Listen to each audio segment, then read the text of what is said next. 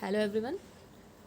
Last class के अंदर हम रिक्सिया का क्लासिफिकेशन किस जीनस से बिलोंग करता है वो, उसका हैबिटाट एंड एक सुपरफिशियल लेवल पर हिपेटिकोप्सिडा से कंपेयर करते हुए उसका थैलस का स्ट्रक्चर पढ़ चुके हैं। सो एक बार क्लासिफिकेशन फिर से रिकॉल करें जस्ट बिकॉज आपको याद रह जाए। क्या था? Division Bryophyta, class Hepaticopsida, order Marchantiales, family Ricciaceae and genus Riccia. Okay, चलिए आज हम रिक्सिया के थैलस को डिटेल में स्टडी करेंगे कि किस तरह से रिक्सिया का थैलस स्पेसिफिक कैरेक्टर को गेन करता है हिपेटिकोप्सिडा की अदर मेंबर से। ये स्ट्रक्चर कल मैंने आपको बता दिया था कि जैसा कि हिपेटिकोप्सिडा के और मेंबर भी करते हैं, डॉर्सल एंड वेंट्रल सरफेस में होंगे, लोब्ड होंगे और डाइकोटोमसली ब्रांच्ड होंगे, इस तरह से रिक्सिया भी है।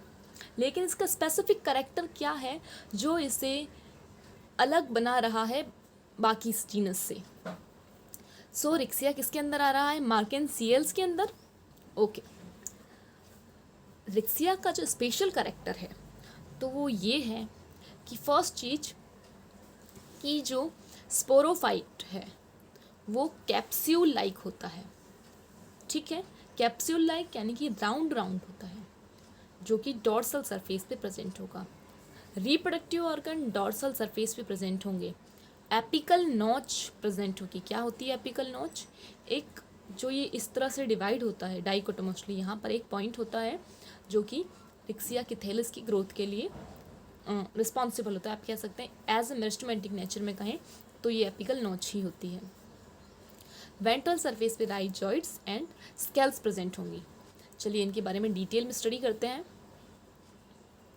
फर्स्ट ऑफ ऑल, जैसा मैंने आपको कहा कि इसका thallus dorsal and ventral surface में डिफ्रेंशिएट होता है। तो जब आप इसकी डॉर्सल सरफेस देखते हैं तो डॉर्सल सरफेस देखने पर आपको यहाँ कुछ दिख रहा है। आपको यहाँ पर सिर्फ और सिर्फ आपको क्या दिखा कि इसके पास में जो रिप्रोडक्टिव ऑर्गन है वो होंगे, स्पोरोफाइट होगा। स्पोरोफाइट किस पे बनता है? जी, आर्चिगोनियम के अंदर जाइगोट डेवलप हुआ तब स्पोरोफाइट बनेगा। सो ये जो स्पोरोफाइट है ये भी डिनोट करते हैं कि यहाँ पर क्या थे? Reproductive organ, female reproductive organ present होगा।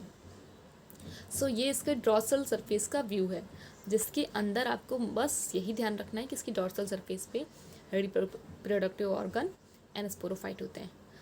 अब हम बात करते हैं वेंट्रल सरफेस की। जब हम वेंट्रल सरफेस की तरफ जाते हैं तब आपको उस वेंट्रल सरफेस पे क्या क्या दिखता है? Rhizoids and scales. राइजॉइड्स की बात करें, राइजॉइड्स क्या होते हैं? जी, राइजॉइड्स यूनिसेलुलर स्ट्रक्चर होते हैं। यूनिसेलुलर सेल्स लाइक स्ट्रक्चर हैं। ये देखिए यहाँ पर आपको राइजॉइड्स दिख रहे हैं। जब प्लांट में रूट सिस्टम अच्छे से डेवलप नहीं होता तो वहाँ पर यूनिसेलुलर या मल्टीसेलुलर राइजॉइड्स प्रेजेंट होते हैं जिनका काम क्या होता है? ये उसे सॉइल सरफेस से या सबस्ट्रेट से चिपका के रखते हैं, अटैच करके रखते हैं एंड न्यूट्रिशन को एब्जॉर्ब करते हैं। इसी तरह से रिक्सिया में भी राइजॉइड्स प्रेजेंट होते हैं। कौन सी सरफेस पे हैं? राइजॉइड्स इसकी वेंट्रल सरफेस पे हैं। अब वेंट्रल पे तो हैं लेकिन कहाँ? सो रिक्सिया में राइजॉइड्स और स्केल्स दोनों ही वेंट्रल सरफेस पे हैं। ये मेन पॉइंट आपको ध्यान रखना है। यहाँ से मेन रिक्सिया के कैरेक्टर स्टार्ट होते हैं कि राइजॉइड्स एंड स्केल्स, ये दिख रहा है, ये राइजॉइड्स एंड स्केल्स दोनों ही वेंट्रल सरफेस पे हैं। लेकिन राइजॉइड्स आपको बीच में दिखेंगे इस तरह से। मिड रिब पर इनके राइजॉइड्स प्रेजेंट होंगे जो कि यूनिसेलुलर, एक कोशिक होंगे। मिड रिब मतलब जो बीच में ये एक लाइन जाती है जो इसे बताती है कि हाँ ये यहाँ से डिवाइड है दो में। तो इस मिड रिब पर राइजॉइड्स प्रेजेंट होंगे बीच वाली लाइन में और स्केल्स एक लाइन के अंदर इस थैलस के किनारों पर प्रेजेंट होंगे। स्केल्स क्या होते हैं? स्केल्स मल्टी सेलुलर सेल्स हैं, यानी कि ये क्या है, ये ऐसे मान लीजिए कि ये इसे प्रोटेक्शन का काम कर रहे हैं, यानी कि जब थैलस को प्रोटेक्शन चाहिए होती है, इस वजह से यहाँ पर इसके किनारों पर स्केल्स प्रेजेंट होते हैं जो कि इसको प्रोटेक्शन के साथ साथ हाइग्रोस्कोपिक रखते हैं, यानी कि वेटेड रखते हैं। सो आपको रिक्सिया के कैरेक्टर याद रखने हैं कि ये डॉर्सल सरफेस पर एंड वेंट्रल सरफेस पर डिफ्रेंशिएट होगा। डॉर्सल सरफेस पर इसके सिर्फ आपको रिप्रोडक्टिव ऑर्गन मिलेंगे जो कि आगे जाके फर्टिलाइजेशन के बाद क्या बनाएंगे, स्पोरोफाइट। सो जब धीरे धीरे ये थैलस मैच्योर होता जाएगा तो रिप्रोडक्टिव ऑर्गन की जगह पे स्पोरोफाइट दिखने लगेंगे। और स्पोरोफाइट किस तरह से थे? कैप्सूल लाइक स्ट्रक्चर था। अभी हम सिर्फ वेजिटेटिव स्ट्रक्चर के बारे में बात कर रहे हैं, यानी कि गैमेटोफाइट का स्ट्रक्चर कैसा है, उस गैमेटोफिटिक स्ट्रक्चर की बात कर रहे हैं, इसलिए हम गैमेटोफिटिक थैलस के बारे में ही बात करेंगे। तो आपको सिर्फ ये याद रखना है यहाँ पे कि इसकी यहाँ रिप्रोडक्टिव ऑर्गन और स्पोरोफाइट बाद में मिलेंगे। और रिप्रोडक्टिव ऑर्गन कहाँ मिलते हैं? रिप्रोडक्टिव ऑर्गन मोस्ट ऑफ इस एपिकल नॉच के पास, यानी कि ये जो टॉप में जहाँ ग्रोथ कर रहा है, इस टॉप वाली सरफेस पर, यानी टॉप की जस्ट नीचे यहाँ पर इस पोर्शन पे, यहाँ पर रिप्रोडक्टिव ऑर्गन मिल सकते हैं।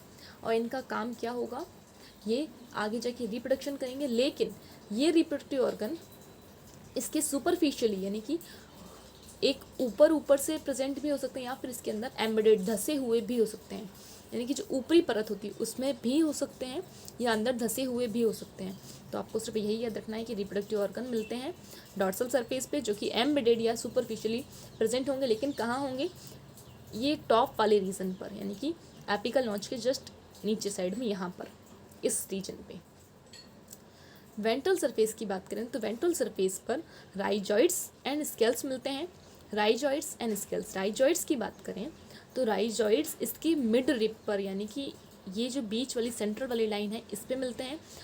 ये यूनिसेलुलर है, यानी कि एक कोशिक है, और ये इस तरह से पूरे प्लांट की मिड रिप पर अपने आप को अरेंज करके रखते हैं। इनका मेन काम क्या था? फिक्सेशन का, प्लांट को ज़मीन से जोड़े रखने का, और इसे वाटर अब्जॉर्ब करने में हेल्प करने में, न्यूट्रिशन अब्जॉर्ब करने में हेल्प करता है। स्केल्स का काम क्या है?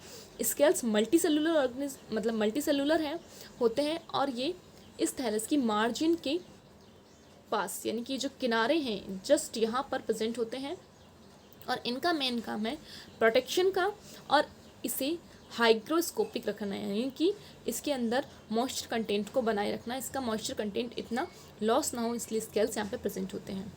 सो ये स्पेसिफिक लाइन आपको बार बार मैं कह रही हूँ ध्यान रखनी है कि जो राइजॉइड्स हैं वो मिडरिप पे मिलेंगे और स्केल्स मार्जिन पे मिलेंगे।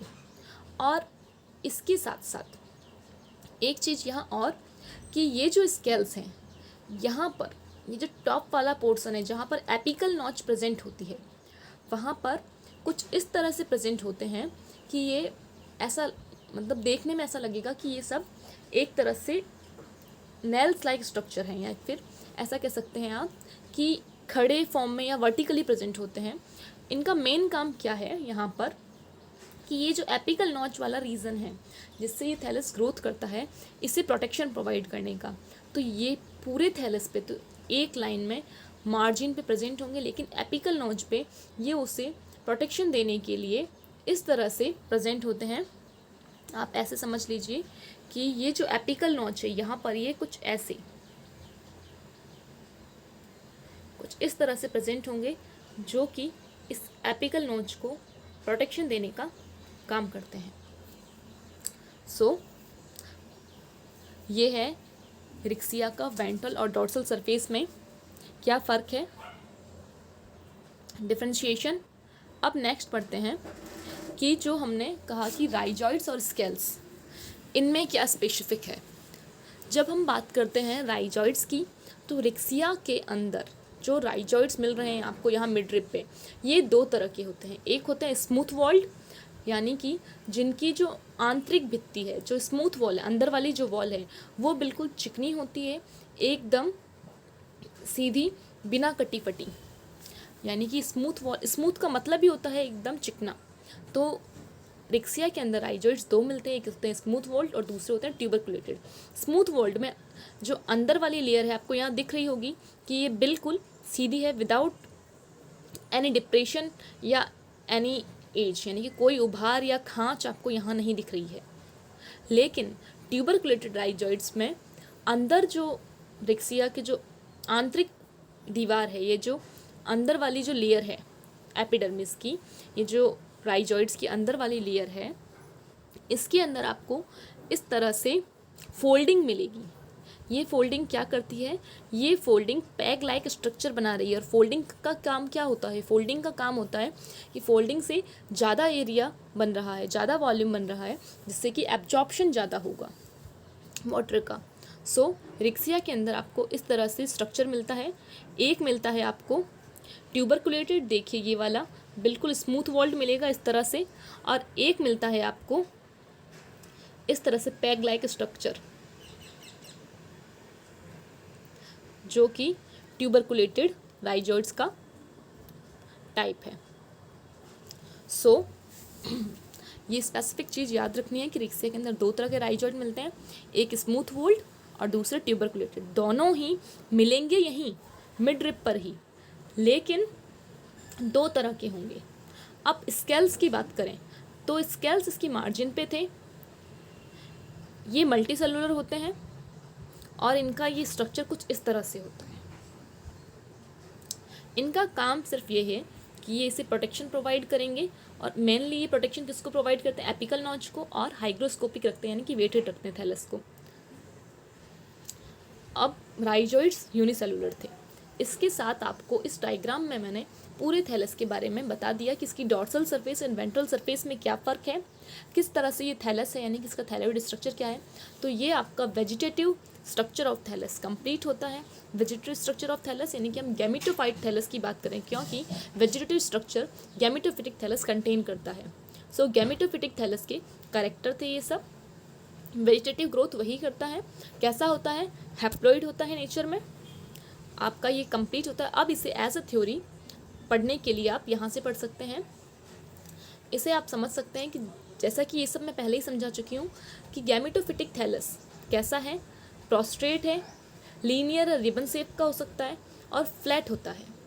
डाइकोटोमोसली ब्रांच देखा था आपने, वो कुछ इस तरह से डिफ्रेंशिएटेड था। बीच में ये देखिए डाइकोटोमोसली ब्रांच्ड है, ये जो स्ट्रक्चर दिख रहा है आपको, ये डाइकोटोमोसली ब्रांच्ड है। रिबन शेप या फिर फ्लैट एकदम चपटा ज़मीन से चिपका हुआ था। थर्ड चीज़, बीच में एक थिक होते हैं, और यानी कि जो बीच वाला पोर्शन है इसका, ये जो कहते हैं मिड रिब वाला रीजन इनका थिक होता है कंपैरेटिव टू मार्जिन। सो इस रिक्शा का स्पेशल फीचर ये भी है कि इसके मिड रिब पर आपको थोड़ी थिकनेस दिखेगी कंपैरेटिव टू मार्जिन। तो ऐसा मान लीजिए कि बीच में थोड़ा मोटा होगा और किनारे की साइड जाते जाएंगे जब आप, ये थोड़ा इसकी जो थिकनेस है वो कम होती जाएगी, और किनारे पर ये बहुत ज़्यादा थिन होगा, या कंपैरेटिवली मिड रीजन से थिन होगा। सो ये यहाँ यही लिखा है कि थैलस थिक होता है मिडल में, टूवर्ड्स द मार्जिन कैसा होगा? ये थिन होगा। एपिकल नॉच प्रेजेंट होती है टर्मिनल पोर्शन पे। ये देखिए यहाँ पर एपिकल नोच थी, ये यहाँ, जो कि क्या काम कर रही थी? ये एपिकल नोच इसे ग्रोथ में काम करती है, और ये plant dorsal and ventral surface में डिफरेंशिएटेड होता है। ये करेक्टर मैं आपको पहले ही डायग्राम के थ्रू समझा चुकी हूँ। यहाँ पे ये सिर्फ थ्योरी कंटेंट है, ताकि आपको एज अ रिटर्न लिखना पड़े तो आपके पास कंटेंट लिखने के लिए हो। देन डॉर्सल सरफेस की क्या स्पेशलिटी थी कि इसके पास एक लॉन्गिट्यूडनल फ्रो मिलती है, या डिप्रेशन मिलता है डॉर्सल सरफेस पे। जैसा कि कहा था डाइकोटोमोसली ब्रांच्ड होता है, तो इस तरह से आपको डॉर्सल सरफेस पे ये दिख रहा है, ये वाला हिस्सा, इसे यहाँ पे कहा गया है लॉन्गिट्यूडनल फ्रो, यानी कि एक खांच दिख रही है। इसी खांच को डॉर्सल सरफेस के लिए स्पेसिफिक बताया गया है कि आपको डॉर्सल सरफेस पे ये इस तरह से एक फरो दिखती है, एक खांच लाइक स्ट्रक्चर दिखता है जो कि डॉर्सल सरफेस का स्पेसिफिक कैरेक्टर है। नेक्स्ट, जितने भी रिप्रोडक्टिव ऑर्गन हैं, ये सभी रिप्रोडक्टिव ऑर्गन कहाँ प्रेजेंट होते हैं? डॉर्सल सरफेस पे प्रेजेंट होते हैं थैलस की। अब वेंट्रल सरफेस की बात करें तो वेंट्रल सरफेस पे जैसा कि हमने कहा था स्केल्स और राइजॉइड्स प्रेजेंट होते हैं। स्केल्स कैसे होते हैं? स्केल्स मल्टीसेलुलर होते हैं लेकिन एक वन साइड थिक यानी कि थोड़े थिक होंगे, मार्जिन्स की तरफ प्रेजेंट होंगे, एक रो में, वन रो में नियर द ग्रोइंग पॉइंट यानी कि एपिकल नॉच की तरफ ये अच्छे से प्रेजेंट होते हैं और मेनली मार्जिन की तरफ आपको मिलेंगे, किनारे की तरफ। इनका काम क्या है? प्रोटेक्शन का टू यंग ग्रोइंग पॉइंट। यहाँ पर देखिए, जब मैंने अभी बताया था कि आपको स्केल्स पूरे में मिल रहे हैं लेकिन जो ये वाला हिस्सा है एपिकल नॉच वाला, इस पर आपको इस तरह से यहाँ स्केल्स मिलते हैं। क्यों? क्योंकि इन्हें इस एपिकल नॉच को क्या करना होता है? इस एपिकल नॉच को इन्हें प्रोटेक्शन करनी होती है। तो आपको इस तरह से यहाँ पर राइजॉइड्स मिलते हैं, सॉरी स्केल्स मिलते हैं जो कि क्या काम करते हैं? प्रोटेक्शन का काम करते हैं। चलिए, ये चीज़ उस थ्योरेटिकल लाइन में यही है कि ये एपिकल नॉच की तरफ मिलते हैं जो कि एपिकल नॉच को प्रोटेक्शन का काम करते हैं। नेक्स्ट पॉइंट राइजॉइड्स के बारे में है कि राइजॉइड्स स्मूथ वॉल्ड और ट्यूबरकुलेटेड दो होते हैं। स्मूथ वॉल्ड के अंदर जो अंदर वाली जो लेयर है, स्मूथ वॉल्ड में जो ये यूनिसेलुलर ही है, फाइन हेयर लाइक स्ट्रक्चर है कि जो अंदर की लेयर है वो बिल्कुल आपको एकदम फाइन, बिना कटी फटी, देखिए यहाँ पर किस तरह से दिख रही है, एकदम चिकनी दिख रही है। स्मूथ का मतलब ही होता है बिना कोई प्रोजेक्शन या बिना कोई उभार या खांच के स्ट्रक्चर का होना। सो आपको यहाँ पर स्मूथ वॉल्ड में बिल्कुल जो इनर लेयर है वो स्मूथ दिख रही है, लेकिन ट्यूबरकुलेटेड के अंदर ये भी यूनिसेलुलर ही होते हैं लेकिन पैक लाइक इन ग्रोथ, यानी कि आपको इसके अंदर फोल्डिंग दिखती है। और ये फोल्डिंग क्या करती है? ये पैक्स का फॉर्मेशन करती है जो कि क्या करेंगे? सरफेस एरिया ही इंक्रीज कर रहे हैं। सो एब्जॉर्प्शन ज़्यादा से ज़्यादा हो, मॉइस्चर कंटेंट ज़्यादा ये वाटर को एब्जॉर्ब कर पाएँ। इनका फंक्शन क्या है?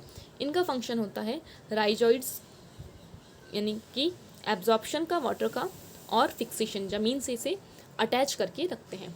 सो इसी के साथ आपके ये पूरा कंप्लीट होता है। अब अगर अभी भी आपको कोई चीज़ समझ नहीं आई है तो आप मुझसे पर्सनली पूछ सकते हैं, कमेंट सेक्शन में पूछ सकते हैं। ये वेजिटेटिव स्ट्रक्चर के बारे में था, यानी कि गैमेटोफिटिक थैलस के बारे में था। आगे की क्लास में हम इसका ये सारे एक्सटर्नल फीचर्स, इंटरनल फीचर्स भी पढ़ेंगे। अभी आपने एक्सटर्नल फीचर्स पढ़े, इंटरनल फीचर्स पढ़ेंगे। इसके बाद इसके रिप्रोडक्टिव ऑर्गन्स और उनका कैसे फर्टिलाइजेशन हुआ, देन कैसे स्पोरोफाइट है, उसका जर्मिनेशन कैसे होता है। सो रिक्सिया तो अभी बहुत लंबा है लेकिन आपको छोटे छोटे पार्ट्स में इसे कवर करते चलना है। चलिए, अभी भी कोई क्यूरी हो तो आप मुझसे पूछ सकते हैं। टिल देन लर्न करते रहिए।